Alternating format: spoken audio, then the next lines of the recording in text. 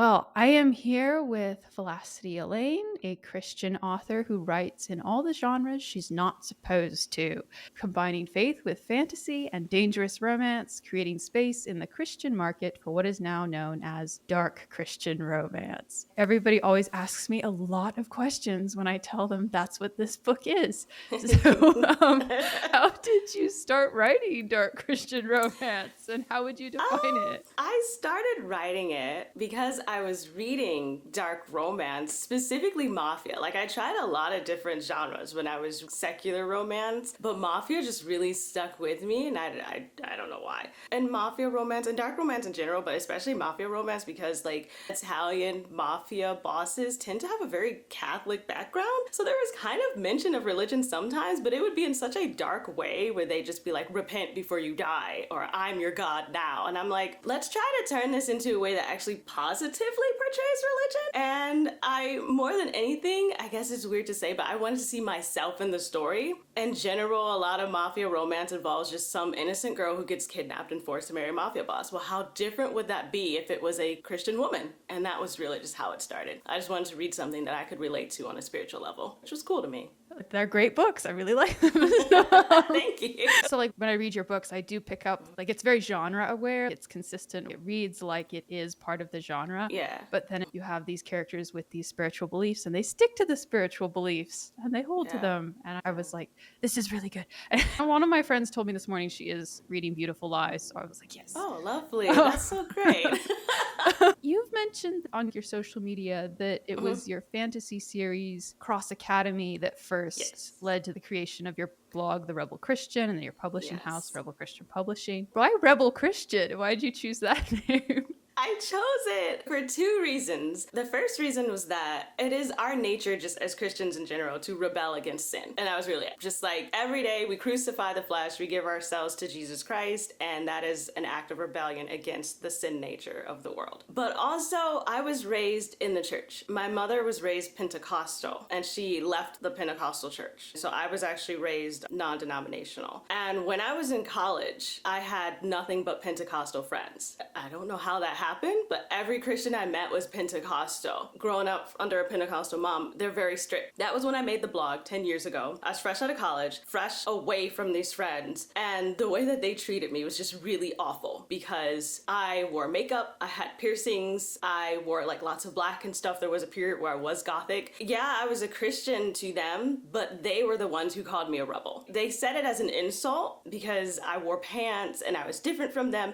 My mom is a pastor, which was a big problem for them. And so they were the ones calling me the Rebel Christian, and I just took it and just wore it as a badge of honor and said, fine, I will make my blog and my publishing company a place where people like me can be without persecution or without feeling we weren't loving Jesus enough as I was criticized for being. So that was kind of the reason that I chose that name. Sometimes I forget that pants are taboo in some Christian circles. I had forgotten until I got to college because my mom left the Pentecostal church when I was very, very young. So she didn't really raise me the way that she was raised, but I was always aware of how she was treated. But experiencing it yourself, where it's like, you've got pants on, you don't love Jesus. I was like, wait, huh? Wait, what? I was so confused. More than anything, I was confused. But it's okay. Now it's kind of become just a thing, and I'm not mad at it. This next question kind of ties into that.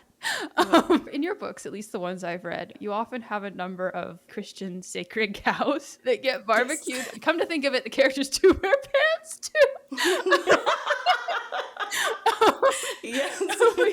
You talk about like taking mental health medication. Some characters have premarital sex. They date outside the faith. I do. Do you moderate or limit how many taboos you like? You just check them off?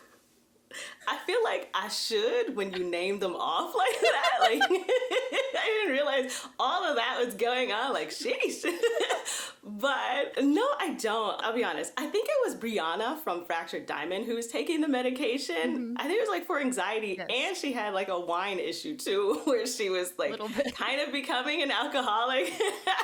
And when I was writing, that was not part of the plan. That was not in my layout. I didn't sit down and specifically say, I want to write about a Christian who's on medication. A lot of things just kind of happen as I'm writing. And I always say that God gives me my story. I'm just the vessel he uses to write it down. And so clearly he wanted somebody to know that it's okay. Whatever, if you're drinking the wine, if you're on the medication, he still loves you. And so I don't really moderate it because I feel like in real life, there are characters who are like this and they need to see themselves too. I totally agreed when I was reading it. I was so excited. One thing I do love about your books is how your characters make mistakes or even do outright really bad things. I've seen this, in particular in the romance genre, a lot of times authors and readers will struggle with the idea of depicting something versus glorifying it. So what's your rule for distinguishing the two?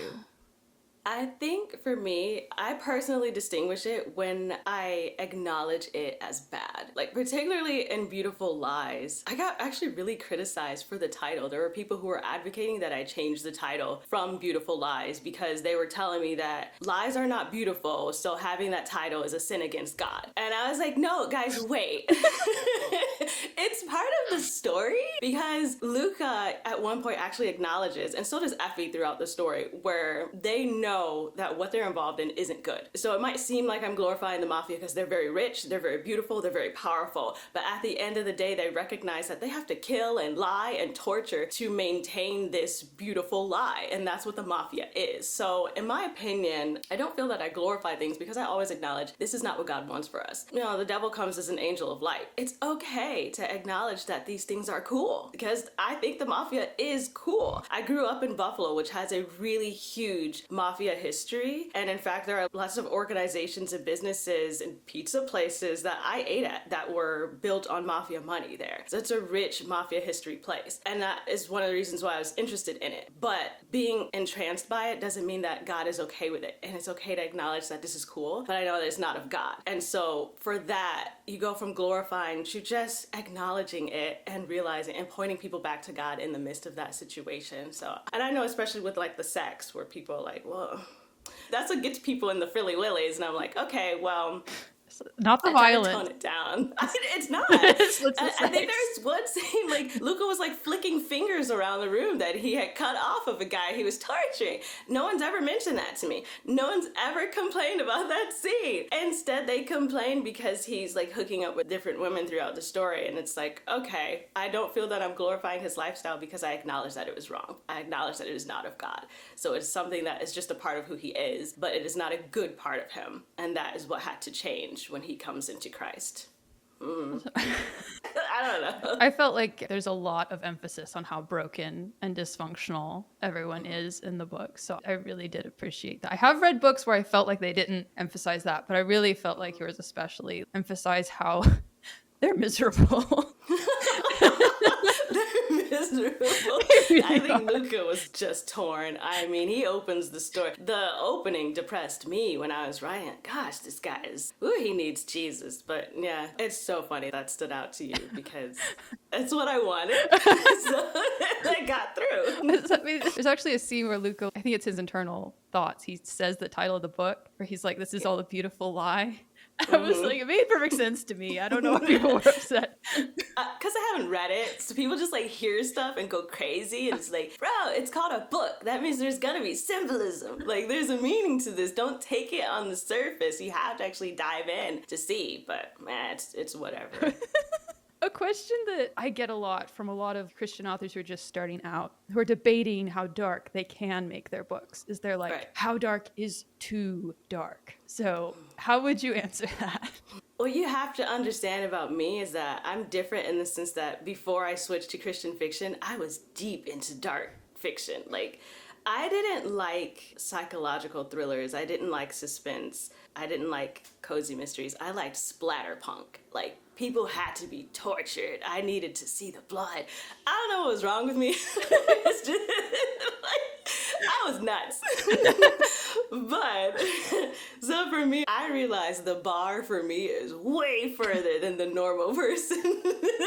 So I'm the wrong person to ask because if you tell me that you writing about the mafia, somebody better be tortured in that book. It's not the mafia.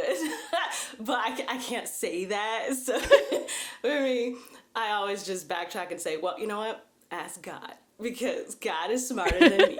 And he knows your audience. And he knows when you're doing this out of your own heart rather than doing it to serve a purpose in the story. But I'm very big on, in all seriousness, it's not what you write, it's how you write it. You know, I write about the mafia. I have characters who have sex in my stories. But it's not these topics alone that are really bad. It's how you depict them. So I think that is where people should be most concerned. You know? I think it all comes back to the intent, and it's like ultimately like intent can't always be put in a rubric. Sometimes people have to, it's like, ask God is always a great answer. Yeah, like he's gonna know, you know. So I don't usually like conversion themes in books, but like you consistently just like pull it off for me for some reason, which is a big deal. So like, if we're going to give advice to other authors who want to write like believable, compelling, satisfying conversion storylines, like what is your secret? one thing that I always want is because my sisters, they are my beta readers. They're the only ones I have. I have two sisters, and they told me one time they did not want one of my characters in Cross Academy to get right with God because they knew he would change. And they're like, he's cool as he is. And I said, wait, what? This is his soul salvation. And that really stuck with me because I feel like what feels so corny, I always go back to Luca just because I remember him the most, is that Luca got saved at the end, but for him, it's like Luca is saved, but Luca doesn't have to change. The bad parts of Luca has to change. Luca could not torture people anymore. He had to stop kidnapping people. You know, he had to stop sleeping around, but Luca didn't have to stop being Luca. And I feel like that's what stays true to the story, is that we don't lose who he is because we loved him, but we didn't love those parts of him. So get rid of the bad, but keep Luca as himself. Because a lot of people, like my sisters, were afraid that a character would go from being this, I guess, broody character to now being this, like, Christian boy who carries his Bible everywhere, which I guess is not attractive. but so it's like, you don't have to go from this broody guy to this cheerful guy. I've read, like, Ecclesiastes is quite broody, in my opinion. There's so many different emotions that Christians go through, but you don't have to lose the core of who they are. And so I feel like a genuine conversion story is one that still honors the character in many ways, but acknowledges Christ in their life and makes it like realistic. It just wouldn't have been believable, I think, for Luca to just randomly convert because, I don't know, because Effie said to. Like, that just wasn't, the guy went from cutting fingers off to like now going to church for what? He fought against it for so long. So in the like art of storytelling, just remember that some things just don't happen right away. Sometimes it's okay to let them stew in who they really are as this awful person, and then let them discover God in a way that that person would. Like, you know, Luca would not become a Boy Scout. That's just not who he is. Even as a Christian, he's not a Boy Scout. It's just not. Well, I don't think he is. But, and who am I? I'm just the author, you know? I'm really glad I asked that question. I think that's really good advice. I really like that answer. Thank you. Come to think of it, I think that is what bothered me about past conversion stories, is the character change. Really? Yeah. Okay. They're just unrecognizable. Okay. So what's been the most surprising thing that what have you learned along your author journey in publishing and storytelling? I learned that God is really by my side because I was just alone for so long. Withered Rose was actually the first dark Christian romance that I published. And when I first published it for like a month or two, it had like an average rating of like 0.5 out of 5 stars. Everybody hated it. They either hated it because it ended on a cliffhanger because it's a part of a trilogy. That's the fault of my sisters because they swore to me it was not a cliffhanger ending. And then second reason they hated it because they just felt that it wasn't Christian. They're like, this just does not belong here. There's nothing Christian about this. And I was like, huh? Like, homegirls literally quoting scriptures throughout this, like, she's on her knees.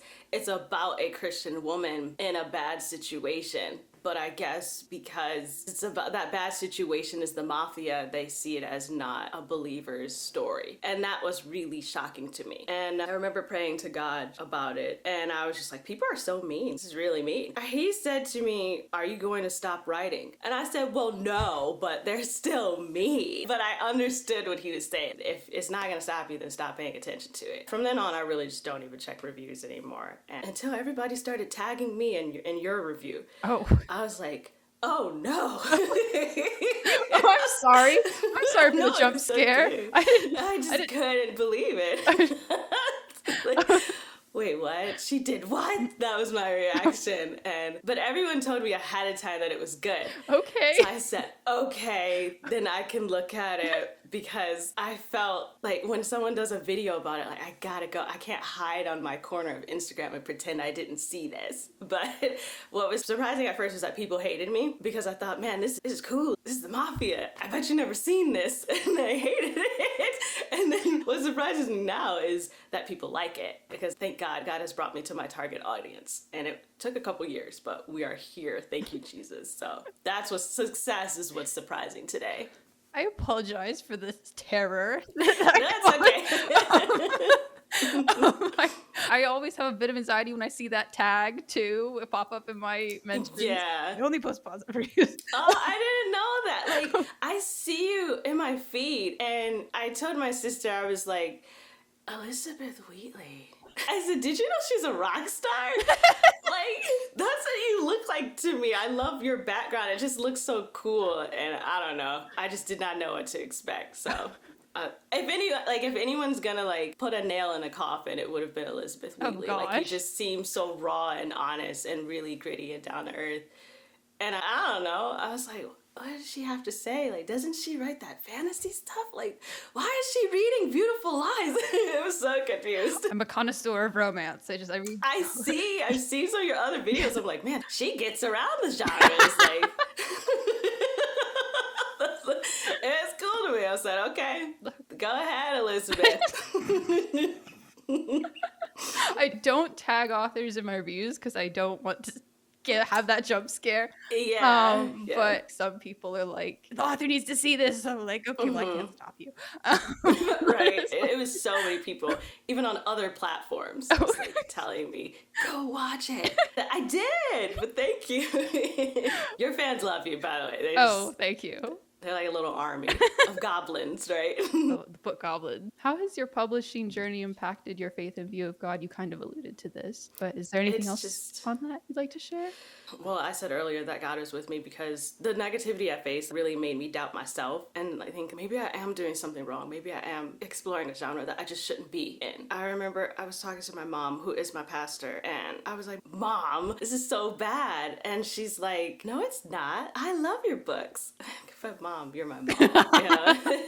That's different. You can't say I love your books as my mom. And she said, well, you know, there have been other situations that I was in where the Lord stopped me and really said, And she said, you'd never had that while you were writing. And it's not because you're ignoring God. It's because you're not wrong. Did you ever think that, you know, sometimes people criticize you because they're just mean?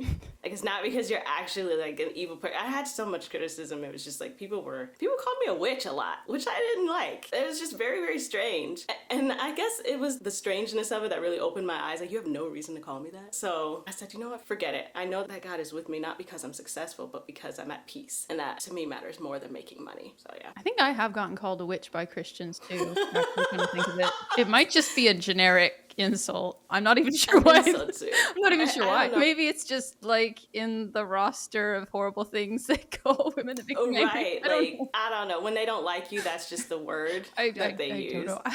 It still sucks. I'm sorry. It's okay. So, wow, we went through all the questions really fast. That's crazy. This has been great. Where can people find you online? And do you have any projects you'd like to tell us about? Anything coming up or recent? Yeah, so my publishing company is always The Rebel Christian. And I recently started branching away from that as Valicity Elaine. So my YouTube is The Rebel Christian. My website is The Rebel Christian. But for me, I also have a Valicity Elaine website. And either one of those, you type those in and you'll find me on Instagram, TikTok, Threads, which I think is where I first met you at, and then Lemonade, I think is the only other place, which is like a whole different side of it. It's very quiet over there. But yeah, that's it. Valicity Elaine or The Rebel Christian, either one of those and you'll find me. And when I say publishing company, it's still just me, so you don't really have to worry about some other person. I know it's a publishing company and that impresses some people, but it's literally just me with an LLC. So my new projects, I'm so happy that I actually just recently finished the manuscript for Heights and Shadows, which is something that I teased at the end of Beautiful Lies in the epilogue, I believe, and also teased at the end of Run Darling in the epilogue. Run Darling was my most recent release, and so now Heights and Shadows is the like legacy series with everybody's kids. And man, I did not realize how many people were actually anticipating this story until they started like asking me when it was coming out, and I just thought, oh wow, you guys are actually looking forward to that. I have to hurry up. So let me actually do what authors do and sit down and write it. That took me a couple months, like 4 to 5 months, I believe, but it's finally done. I haven't even made the announcement to my newsletter subscribers, which is what I'm supposed to do first, because that's like a perk. Sign up for my newsletter and I'll let you know first. Well, I mean, sorry, but You have like probably 2 weeks before I post this interview. So. okay, good. Thank you. I was thinking, like, should I say that? And I don't want to break my promise, but I just feel like it's a good place to actually mention it. But yeah, that I'm super excited for that because people have been anticipating it. You know, it's kind of me stepping like a little bit away from the Mafia for a little bit. That one is about the Mafia, but after that, I think I might be done for a little bit. I've just been in it for so long and tired. I want to try writing romance in other genres. I love gothic romance, so maybe I'm going to try to step into that from a Christian perspective. And I say try, but I already have some chapters written, so it's actually a done deal. I'm gonna do that, but I don't want to say goodbye to Mafia forever. I just need to write something different, and then I'll come back to it. Those are my updates. Little palate cleanser. Yeah, that's what it is for me.